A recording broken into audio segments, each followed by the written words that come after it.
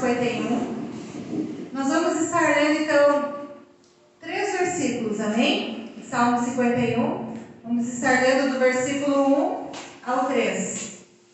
Se nós acharam, glória a Deus.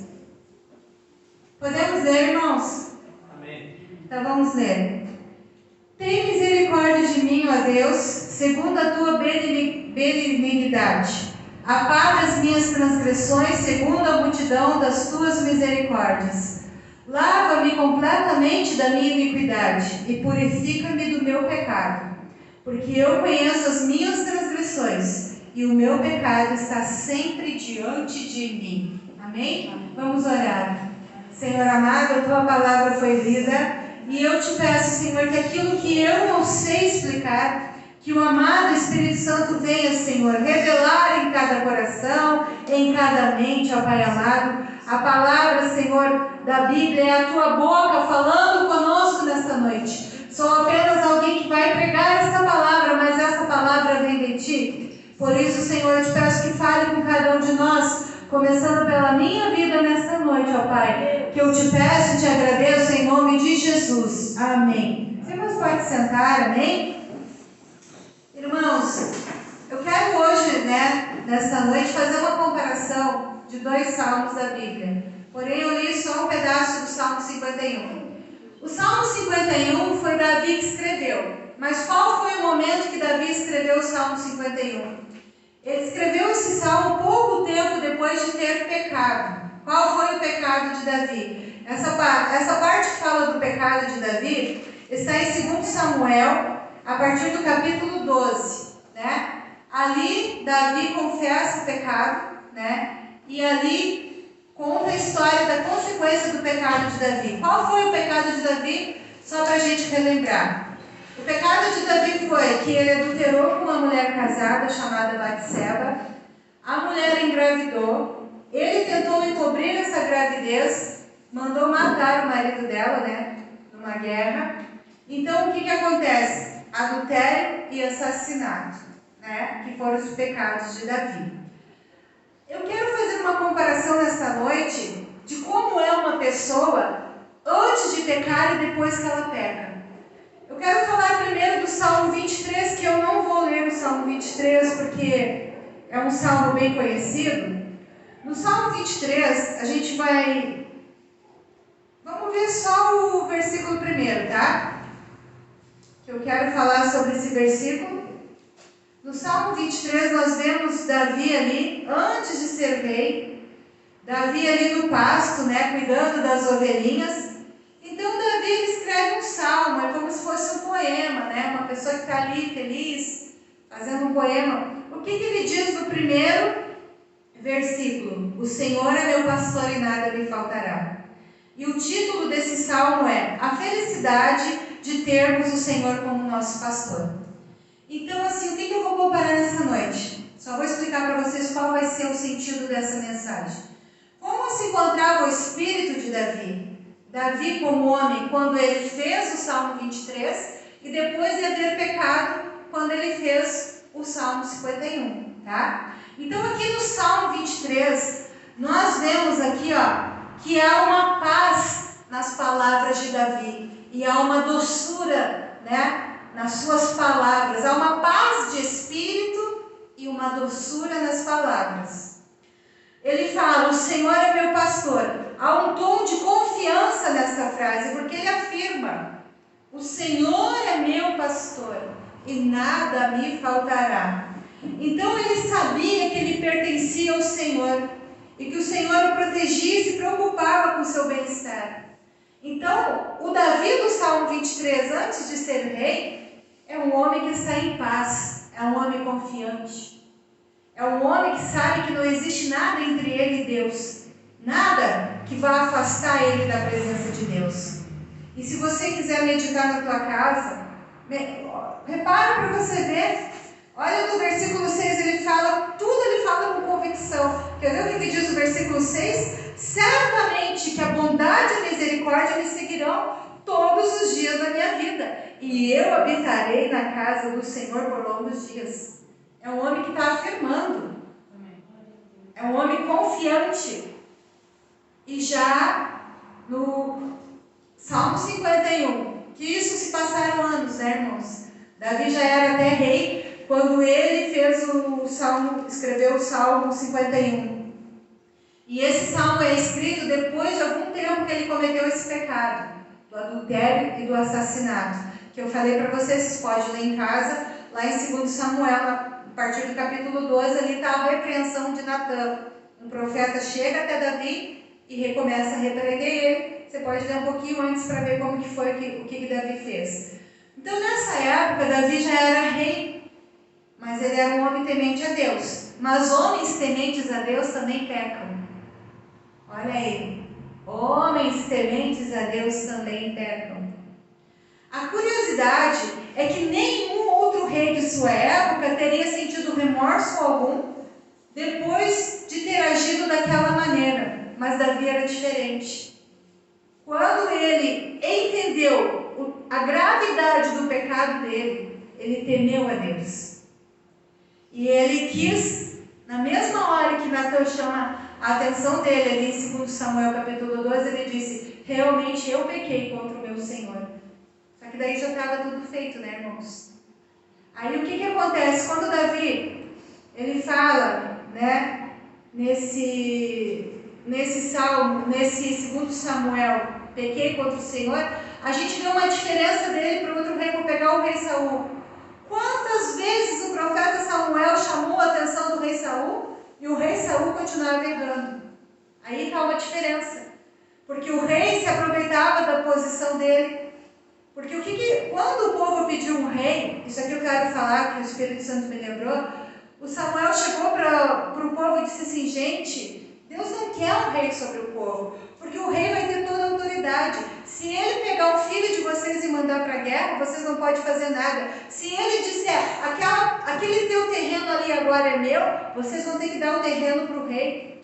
É difícil a monarquia, porque o rei toma conta de tudo, até da família de vocês, dos filhos de vocês, e vocês não podem fazer nada. Mesmo assim, o povo quis um rei. Então, os reis não se sentiam culpados por aquilo que faziam, porque era dado para ele um poder maravilhoso, um poder que ninguém poderia contrariar a vontade do rei.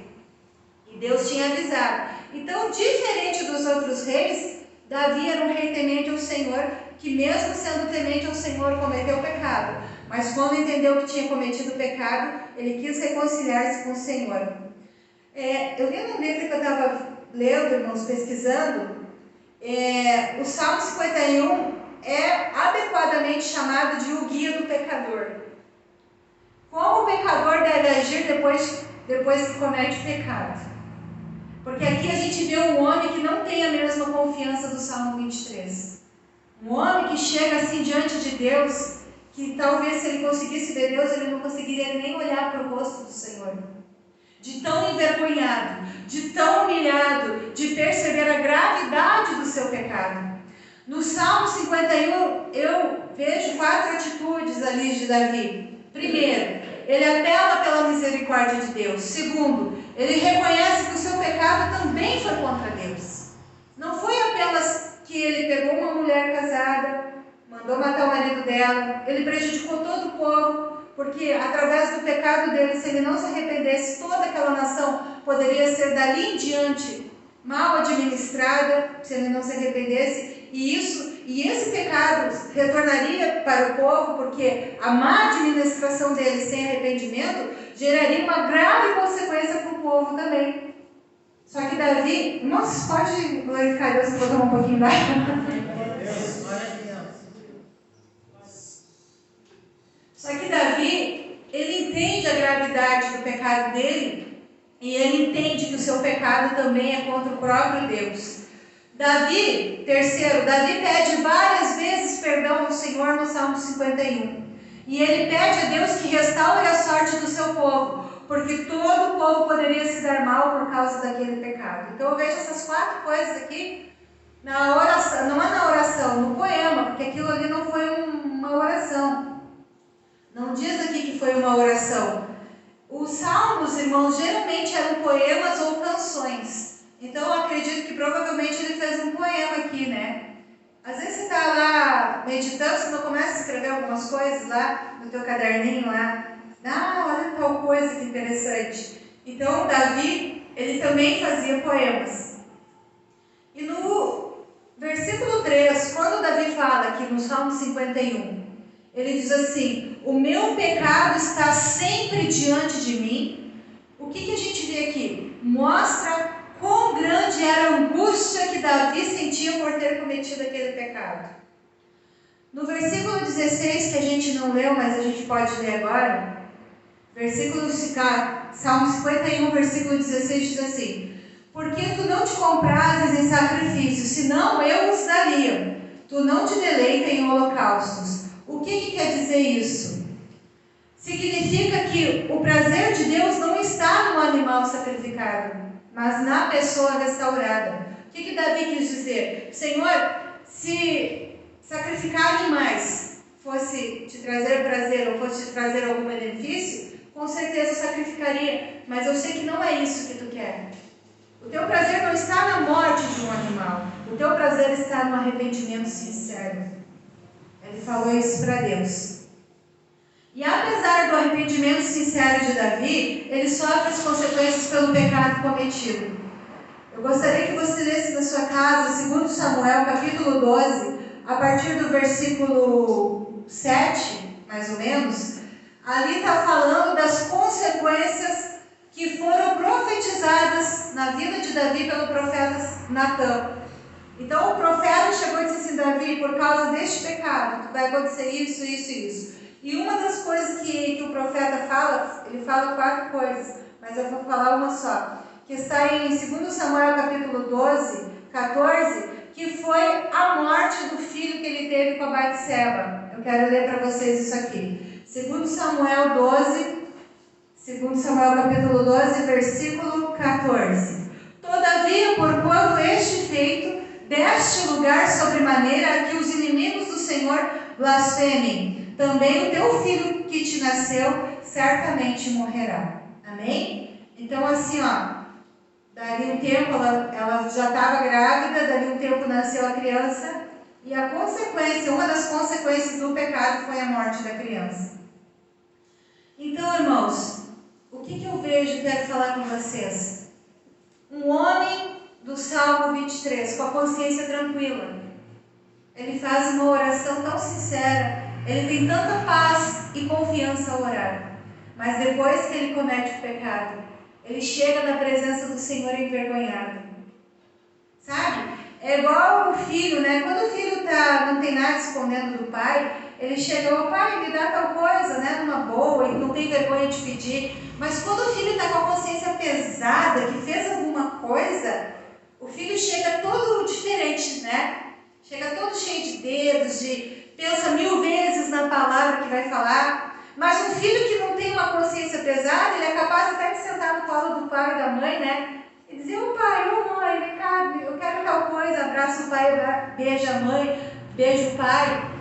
E sabe que a consciência pesada, ela faz até isso. Ela impede as pessoas de se abraçarem, de se beijarem, porque eles estão tão constrangidos que fizeram algo por trás, algo que está escondido, que até não tem aquela confiança de abraçar e beijar, né? Assim, porque isso, irmãos, é algo assim, principalmente uma pessoa que serve a Deus, é algo que o Espírito Santo faz com a pessoa. Ele constrange a pessoa, ele mostra para ela o que ela fez e ela não consegue mais ser a mesma pessoa. Então, irmãos, por que eu quero falar disso nessa noite? Eu quero falar, até assim, no Salmo 51, versículo 11, olha o que Davi fala, para vocês verem realmente que ele está constrangido, que ele está chegando de um jeito diferente na presença do Senhor. No Salmo 51, versículo 11, ele fala: não me lances fora da tua presença e não retires de mim o teu Espírito Santo. Olha a diferença do homem lá que fala do Salmo 23, o Senhor é o meu pastor e nada me faltará. Um homem confiante, que sabe que não tem nada separando ele de Deus. E um homem do Salmo aqui, 51, versículo 11, Senhor, por favor, eu cometi pecado, eu errei. Eu fui capaz de pegar, eu tenho muitas mulheres aqui, Senhor, né? Eu tenho o meu harém aqui cheio de mulheres. Eu fui pegar uma mulher casada, como que eu pude fazer isso? E mais ainda, eu engravidei essa mulher e eu mandei matar o marido dela para ele não descobrir que o adultério que a mulher dele cometeu, que ela engravidou do rei, eu, o rei. Senhor, por favor, não te afasta de mim. Não retira de mim o teu Espírito Santo. Porque se tu retirar de mim o teu Espírito Santo, Senhor, como que eu vou governar? O que vai ser de mim a partir de agora? Irmãos, por que eu estou falando nisso, né? Porque dura coisa é você ser envergonhado, se sentir envergonhado, humilhado, constrangido pelo pecado. Né? E aqui Davi é um homem completamente envergonhado no Salmo 51. Para mim parece uma insegurança, por mais... Sabe por que eu digo insegurança? Por mais que você saiba que Deus te ama, você fica inseguro. Como que vai ser minha vida depois disso? É verdade ou não é, irmãos? Porque enquanto você está andando bem com Deus, você sabe, eu estou cumprindo os mandamentos, estou fazendo as minhas obrigações, estou sendo uma mãe boa, um pai bom, estou sendo um filho que respeita, estou honrando meu pai e minha mãe, estou honrando meus compromissos. Mas quando você erra, você se torna uma pessoa insegura. Você não é mais a mesma pessoa. E aqui aconteceu isso com Davi. Davi, ele sabia que ele poderia perder tudo de bom que ele recebia de Deus. Só que uma coisa também que é bom, irmãos, e que é maravilhosa, é que se esse nosso Deus, que mostra para nós os nossos pecados, e que realmente passamos pela correção, porque Davi, ele teve a consequência do seu pecado. Vou falar novamente, 2 Samuel, capítulo 12, a partir do versículo 7, mostra ali as consequências que ele passaria por causa do pecado.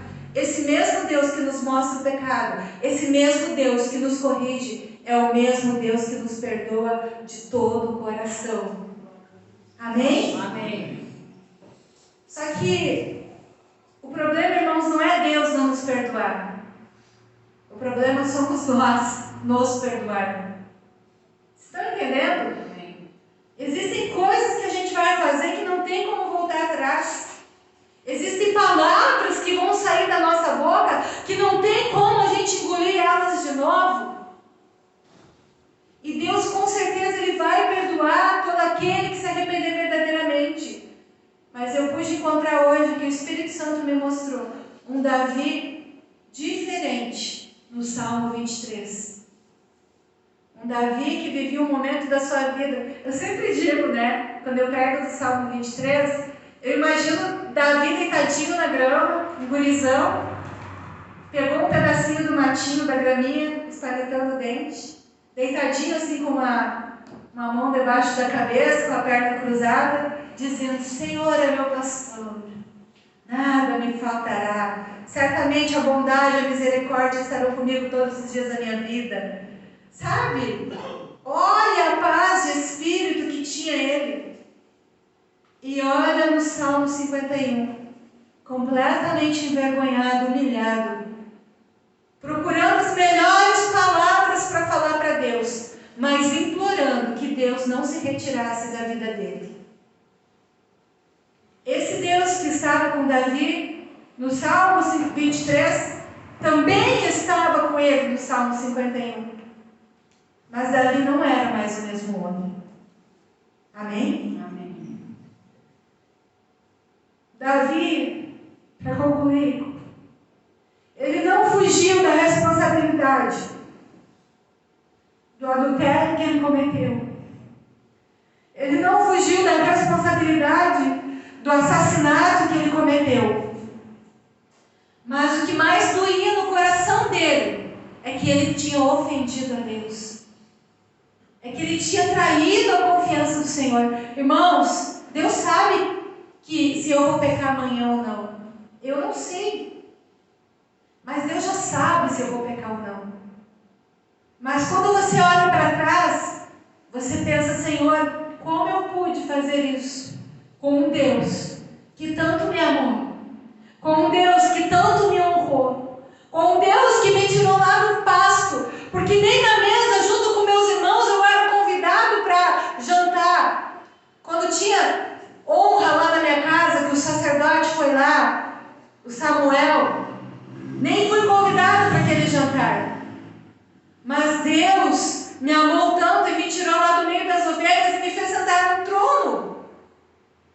Como pude fazer isso com Deus tão maravilhoso? Bom seria que eu e você não tivesse coisas para lamentar, não é verdade? Se a gente pudesse olhar para trás e pensar, poxa Deus, eu queria ter pulado essa parte da minha vida. Eu queria ter amado mais, eu queria ter beijado mais, eu queria ter abraçado mais, eu queria ter complicado menos. Mas tem certas coisas, podia me dar um lencinho, Adriana? Tem certas coisas, irmãos, que a gente não tem como voltar atrás. Mas eu quero dizer para você que o Espírito Santo de Deus que está aqui, Ele nos perdoa. Ele continua nos amando. E Ele quer arrancar do nosso coração toda a raiz de amargura. Se o Senhor falar para ti que te perdoou, escuta uma coisa. A palavra do Senhor diz que nós não devemos nada para ninguém além do amor. Se o Senhor disser para ti que te perdoou os teus pecados, levanta a tua cabeça e segue em frente. Porque o Deus que nós servimos não é homem para mentir. Não é filho do homem que promete perdoar e depois fica jogando o pecado no rosto, lançando em rosto. Levanta a tua cabeça. E tem outra palavra que diz: as coisas velhas já passaram, eis que tudo se fez novo. Eu posso chegar nessa igreja, neste culto despedaçado, me sentindo humilhado e envergonhado, mas eu posso sair daqui com a minha cabeça levantada, porque o Senhor é fiel para me perdoar, porque o Senhor é fiel para segurar na minha mão. Isaías 41:13, que o Senhor segura na minha mão direita e não me deixa cair. Peça para o Senhor que a partir de hoje, que o Senhor segure na tua mão direita. Por que é Deus que tem que segurar? Porque se eu segurar, eu posso deixar escapar. Mas se o Senhor segurar na minha mão, Ele jamais vai me deixar cair. Amém? Amém. Então, querido, eu não sei como que você chegou neste lugar, como que estava a tua vida, mas hoje é dia de recomeçar. É dia que o Senhor diz: eu te perdoo, eu te amo, e eu te ajudo a recomeçar a tua vida. Não temos como voltar atrás. Não temos. Desde a nossa infância, quantas coisas acontecem com a gente?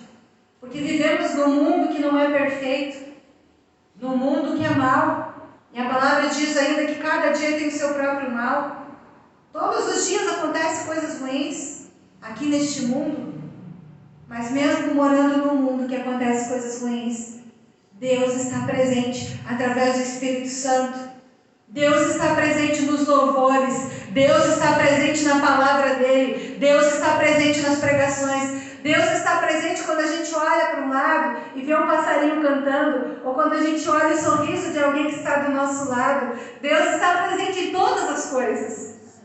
Então não olhe mais para as coisas que você não tem poder para mudar. Olhe para as coisas belas que Deus coloca do teu lado.